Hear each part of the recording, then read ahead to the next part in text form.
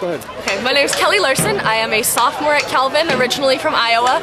I'm an international relations major with journalism and congregational ministry studies minors. So, what was sort of the motive behind organizing this event today? Well, I'm in a class called Church and Society, and we've been talking a lot about how the church needs to be a voice of truth and justice into all systems, including our political system. And I've been really convicted of how the church needs to have a stronger voice, especially in issues like immigration reform, because the church needs to be the voice of Jesus into the world.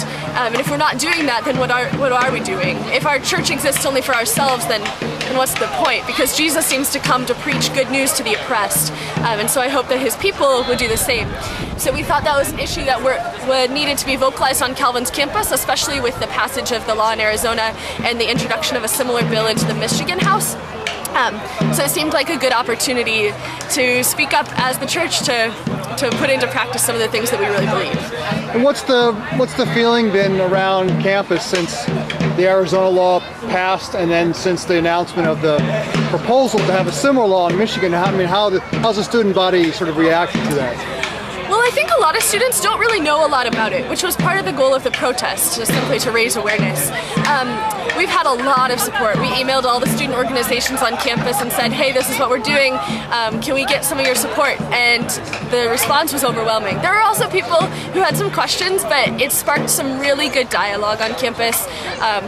I think this has drawn a lot of attention, and I am hopeful that it's an issue that Calvin students will continue to engage in and will continue to realize is something that we need to care about as Christians.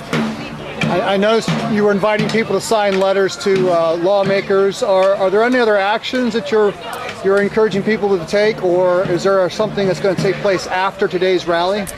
Well, we're at the very end of our year. We have finals starting Friday, so it's hard to get anything else planned for this year. But I'm hoping that next year, some of the energy that's been kicked off this year can continue.